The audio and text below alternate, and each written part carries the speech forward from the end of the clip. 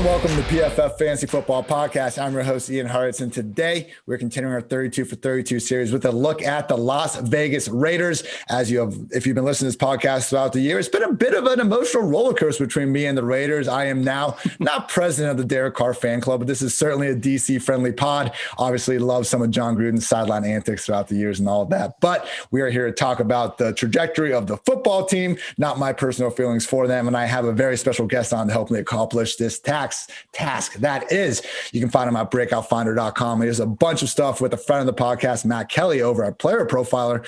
Ryan Lopes, follow him on Twitter at StillRyan5. People, we've been giving you beat writers on a lot of these podcasts. Ryan is the special blend where the guy knows his dynasty, he knows his daily, he knows all the fantasy football, and he's also as big of a Raiders diehard as you will find. Ryan, happy offseason, and thank you for the time, man.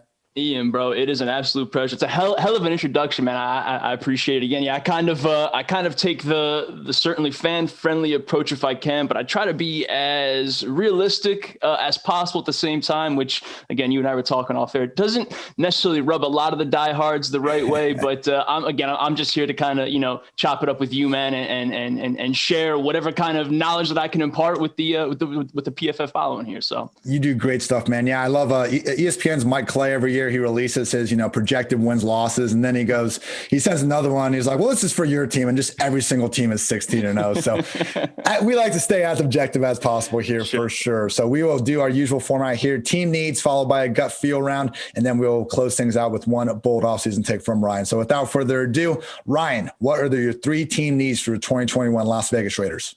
The Raiders, it's the same story as it's been for the past 5, 6, 7, I don't know how many off seasons, man. It's pass rush. Inside, outside, doesn't matter. We just need something up front. Then you fall back even to the linebacking level. The team spent a good bit of money this previous offseason on guys like Corey Littleton, who, again, didn't quite work out to that pay grade. So linebackers probably still high on some folks' list, but I would go pass rush. For me, the secondary, which has been a perennial disaster outside of, the Nnamdi Asomugha years and years ago, still looking for that true shutdown. They tried with Garyon Conley, didn't quite work out, got a bunch of young guys back there. I'm not sure anyone is particularly CB1 material. So a true stud at cornerback would be awesome.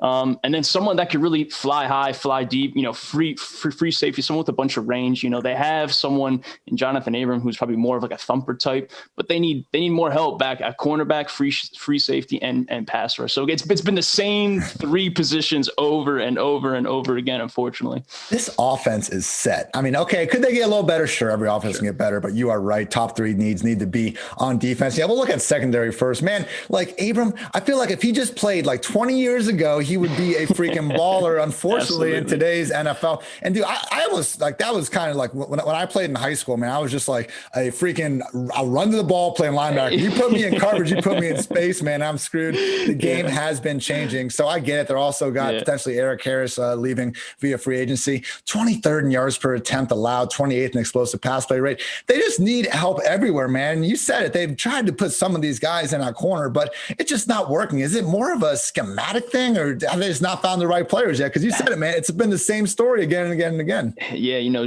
someone like Trayvon Mullen, who, kind of an early mid-round pick there, he's someone that's probably shown the most promise and certainly probably wasn't drafted to be that CB1 type of guy. They spent another early round pick on Damon Arnett last year, and he unfortunately has been banged up, and a player that I thought, was probably a bit of a reach based on what we saw at Ohio State. But again, with John Gruden in charge and Mike Mayock, they're kind of backing him up and giving his 2 cents. Gruden and Mayock certainly emphasize that type of character, which is Damon Arnett, Jonathan Abram to a T. They just want those ferocious, they want those Gruden grinders. It's so cliche, it's so typical, but that's what they look for, character and just how much you just love ball. And normally that would translate, right? Like you love ball, you're going to hopefully show it on the field. But a lot of these guys have been kind of high character, and there hasn't been much production outside of that.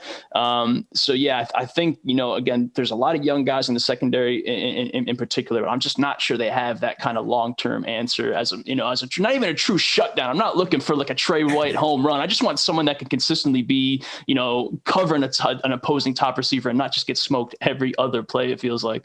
Again, the offense is good. We don't need to be great on defense. Let's just get somewhere close to average. That's all it is. That's all it is.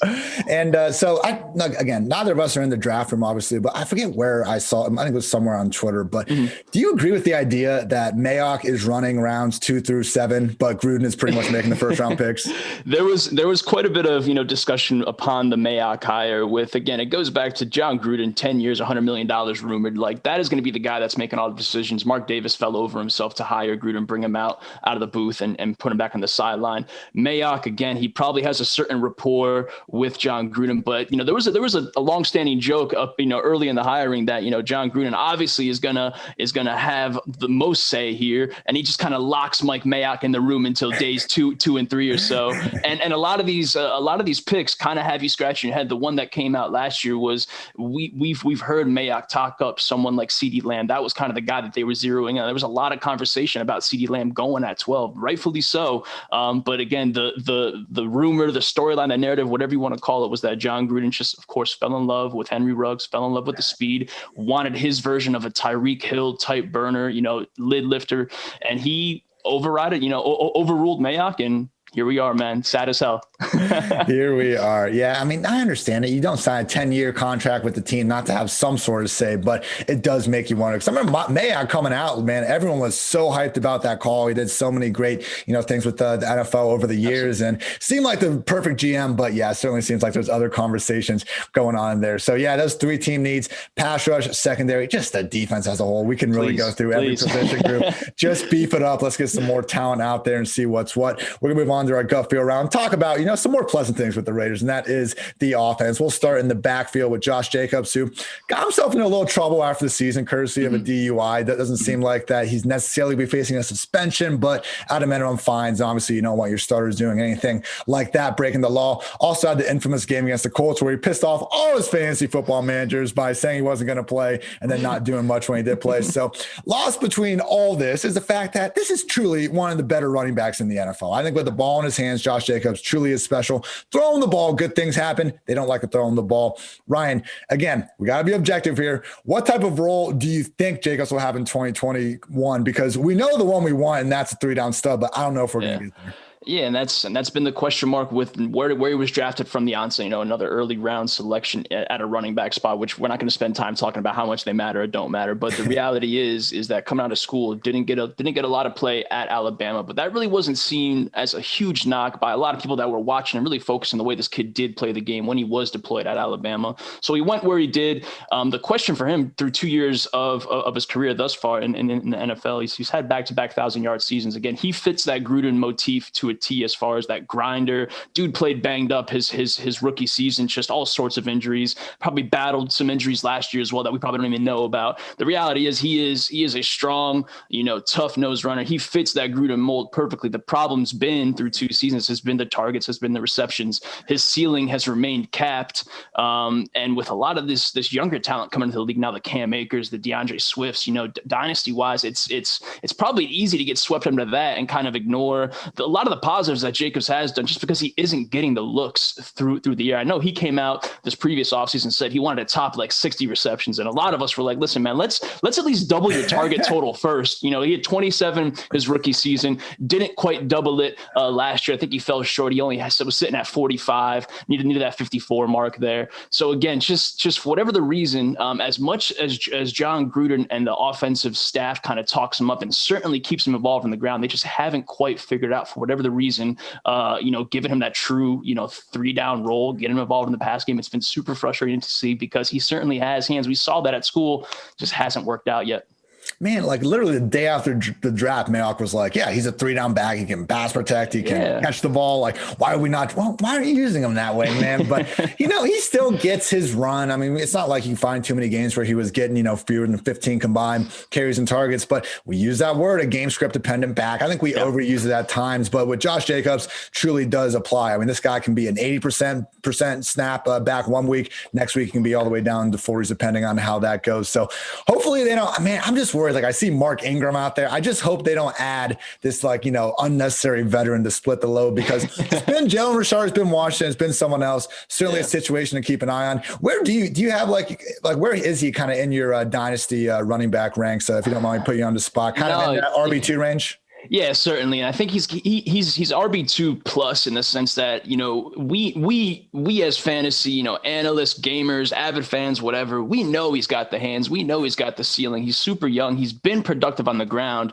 I think giving him a little bit of a nudge up. He's not quite in that, full blown RB1 territory just because the receptions aren't there, at least consistently. But I think definitely calling him, in that RB2 with a little bit of room to grow, certainly. And if we get a season here and maybe back-to-back seasons, if it's not asking too much, where he does, double those receptions and he is getting involved more consistently, then I have no problem pushing up into that tier. We know he's talented. It's just the usage in Oakland and Vegas it's just been baffling so far. Yeah. And I mean, look, 306 touches last year. They're giving him the rock. But when we're playing a game where you rewarded an entire point for a catch, the same amount as you get for running the ball 10 yards downfield, does that properly show real life football? I don't think so, but it's a game we play and we need to adjust accordingly. So, all right, next up, Ryan, you said, you were kind about it because we've been Twitter buddies, for quite a long time now. For sure. You would kind of look past my slanderous memes about Derek Carr over the years, maybe him just being too jumpity at pressure or not throwing the ball downfield, whatever it might be. Yeah. The man rightfully blocked me on Twitter. Then 2020 happened, and oh my gosh, dude, he got Ruggs back in that Chiefs game. Played great. Literally for like 8 or 9 weeks, the guy was throwing the ball downfield with the best of them. He's always been able to throw it downfield, just doesn't do it enough. So, I don't want to say I'm a complete truther. I don't know if he can necessarily carry your team to the Super Bowl, but I certainly think Derek Carr is in any conversation of the top half of the league quarterbacks. If not, based on last year, he probably needs to be top 12. Dare I say top 10? I got to be careful with these. If I say top 10, it ends up on a Twitter meme, and no one hears the context. So he's been a very good quarterback. All that to say, now his name's getting floated around in trade rumors. You look at his contract, and they're not. I don't think they're going to cut him or anything, but it wouldn't be shocking if he's, they kind of move on at some point. Over under 16 more starts for Derek Carr in a Raiders uniform.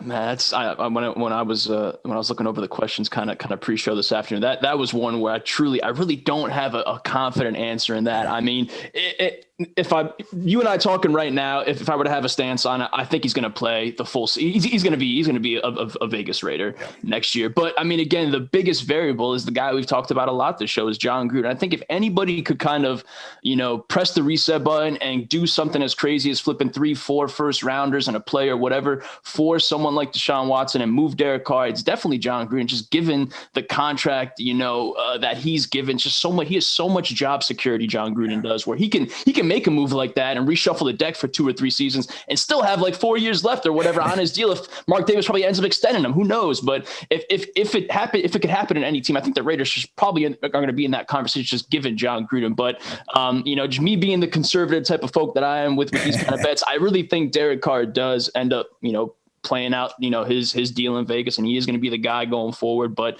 man, with John Gruden, really don't know. No one knows but John Gruden, It does sound like the trades are kind of being floated around are reasonable enough. I mean, if you're flipping Carr as a part of a Watson package, you'll take that. Or if someone's willing to give you multiple first round picks for Carr, who is going to need another deal here before too long, that also makes sense. So good stuff there. Want to talk about these wide receivers. Nelson Aguilera was in the news last week for basically, he goes off for like 150 yards in a score against the Dolphins, then chews out the whole locker room afterwards. And people were kind of, I loved it, man. Like, I thought it was great. We're just kind of hearing a story about it, whether it, actually played out the way the article made it go. But like Nelson Aguilera was easily the best wide receiver on. He was a great wide receiver last year. Like, okay, we've all had a good laugh about the baby dropping meme. Those days are gone. Like Nelson Aguilera was a legit good wide receiver last year. The problem is, I think Gruden even said this himself, might have played himself out of a potential return contract. Ryan, do you think Nelson Aguilera is back in 2021? And if not, how do you see this kind of trio, 3 wide receiver sets taking? Yeah, I think on the Aguilar contract side, I mean, what he did last year, again, all the Philly stuff aside, he definitely got to give him kind of credit where it's due. He did ball out. He was one of Derek's top targets there, besides the tight end, who we'll talk about in a little bit. But as far as contract, I definitely agree with Gruden's stance, as you just mentioned. I'm sure he's going to be, trying to push his chips in and get the money that he deserves coming off of that season. I really think the Raiders would be smart to play hardball and kind of draw the line in the sand and stand firm. Again, very happy for Aguilar, very happy for him, rebounding and having this complete rebirth last year. He should definitely go and get his money. I just hope it's not the Raiders that end up paying him. You know what I mean? No, 100%. Look, they already spent all these draft picks on Ruggs and Edwards. Exactly. Use them, and exactly. I think we all expect Ruggs to take somewhat of a leap forward in terms of uses, particularly if Aguilar's out. With how much their kind of downfield skill sets and overlap. Now, Bryan Edwards, he's someone where it's the hype going into the season on this guy was out of this world. He got hurt pretty early. Ryan, are you still buying Edwards long term in Dynasty Land? Absolutely, man. Again, all my Raiders fandom aside, he was someone that, the Breakout Finder project loved, just talked him up, loved the Dominator, loved the breakout age, just super young, broke out at 7, not even 18 years old. This dude was breaking out. Playerprofiler.com comped him to a Corey Davis, 6'3", 212, man, just a solid athlete for that size. Just does, we saw him at South Carolina, just the work after the catch for that size. I mean, he really checks all the boxes. The Raiders got him where they got him. A third-round draft pick, just a ton of upside there. If anybody in your respective dynasty leagues is kind of getting cold feet or worried about, Ruggs is kind of being forgotten about, certainly Bryan Edwards is going to be forgotten about. I'm more than willing and happy to scoop up Edwards wherever I can, man. I'm just a big believer in the talent, given the age. Everything still kind of aligns from, I just think, hopefully at some point. We've seen Gruden call really good stretches of football games. We've seen, to your point, this offense kind of fire on all cylinders. It hasn't really been through the younger guys like Ruggs and Edwards, but again, they're so young, entering both their second years in the league, where there's so much time left to get it right. So yeah, I mean, if anyone's selling Bryan Edwards, man, I am buying 100%.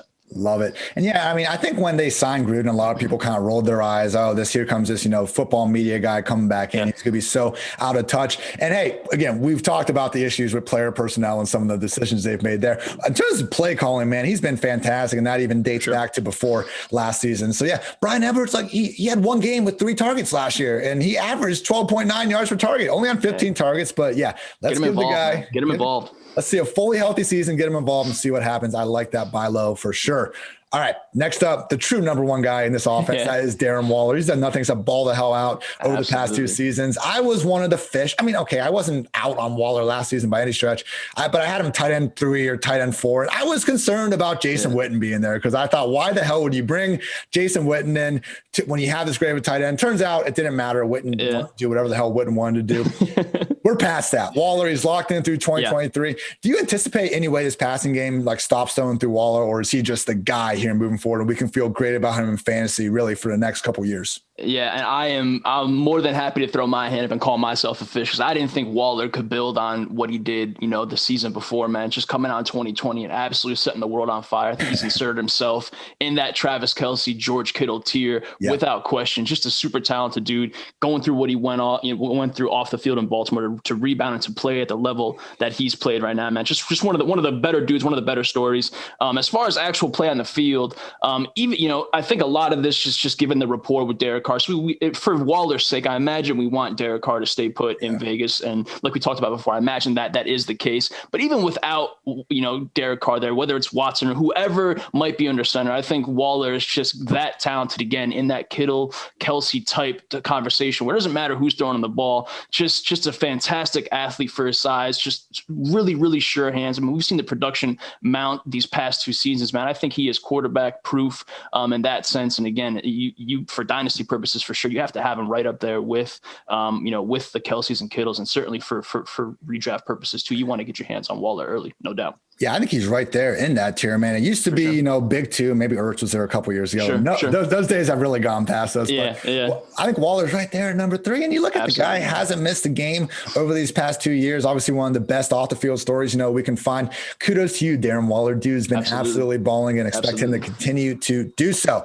All right, last thing. I want to quickly go back to the defense here. Again, one of 11 teams the Raiders are with $75 million or fewer 2021 dollars devoted to that side of the football. I mean, again, average to below average run defense, simply a bad pass defense. If you could just try to fix one position group on this defense, what would it be and why? Yeah, I think for where they're going to be picking at 17 overall currently, again, not talking, any kind of trades or anything like that. I really hope one of the, 2 or 3 big name cornerbacks, whether it's, Patrick Surtain would be a dream at 17 overall, or, JC Horn, or Caleb Farley. One of those 3 guys is kind of who I've dialed in early on here. So cornerback would kind of be my immediate reaction there. There's a few linebackers that stand out. The player from Notre Dame, who I'm going to butcher his name if I try to say it. So I'm going to just say, JOK. Everyone should know who I'm talking about there. It's just like kind of this year's version of Isaiah Simmons out of Clemson, just one of those hybrid linebacker type safety types. And the Raiders could use speed amongst every other kind of need on defense, as we talked about before. So for me, cornerback at 17 with one of these top 2 or 3 guys would be awesome that I just listed, or, looking back at linebacker. But really, man, the beauty of it is where the Raiders are sitting, and given all the needs they have, theoretically, they really can't make that bad of a pick. But as we've seen over the past several offseasons, several drafts here, they've managed to kind of botch it some way somehow. So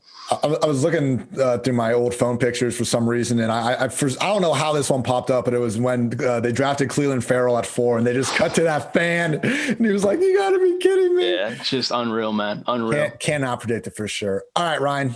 The main event. What is your offseason bold call for the 2021 Las Vegas Raiders? I mean, I guess I would have said, just Deshaun Watson is the bold call, before Mr. Vic Tafur, who writes for The Athletic, came out and basically said he thought the story being floated around was a bit funny. So again, until Vic Tafur, who's one of the more respected, kind of Raider insiders, comes out and kind of blesses it, I don't think Deshaun Watson is going to happen. I guess a bold call, looking at what Henry Ruggs did last season, only 43 targets total. I mean, is it a bold call to suggest that hopefully some way, somehow he doubles that? Could he be an 80 target guy in his sophomore season here, man? I guess that's what I'm going to kind of ride with. I famously came in and said, he had 100 target floor his rookie season. John Gruden's going to pepper him. John Gruden's going to feed his wide receiver one. And obviously we saw the exact opposite of that. So I'm going to sit here and double down and say, give me double, give me 80 to 90 targets, and I'll be a happy man. I guess hopefully that's spicy enough for the people out there. I like it, man. I will take it. Ruggs was my wide receiver 1 going into last year, just in terms of season long, because of the depth chart. Little did we know Nelson Aguilera felt like playing his little did we know all season long. That's going to do it, everybody. Thank you for tuning in to PFF Fantasy Podcast as always. And thank you, Ryan, for the time. Again, follow him on Twitter at StillRyan5. You can get great Raiders coverage and fantasy football coverage. Let's be honest, it's 2021. Both things matter. Fantasy, real life, it all blends together. Ryan, let the people know where they can see your work. Yeah, man, everything, like you said, over at breakoutfinder.com. We got a lot of cool stuff coming. For those that have been following the project to this point, it's been a way to kind of predict and project, rookie wide receiver, impact. Right now, this offseason, we're in the process of rolling out the running back version of that too. So we're giving you running back projections and wide receiver projections. So make sure you're following at breakout_finder, breakoutfinder.com. Follow me on Twitter at StillRyan5, and the homie, my boy Nate Liss at An Outraged Jew. So that's us, man. That is the squad. Nate is fantastic people as well. And yeah, everyone truly, I mean, hey, I spent the last 2 off seasons, or at least the first part, XFL, AAF. I wanted to watch live football, Can't fault me for that, but we now no longer have that, unfortunately. So make sure you check out great resources like breakoutfinder.com to get caught up on these prospects, because what else we got to do? We're not going to watch freaking basketball or baseball or any of this madness. So he's Ryan. I'm Ian. Thank you as always, for tuning in to PFF Fantasy Football Podcast. And until next time, take care, everybody.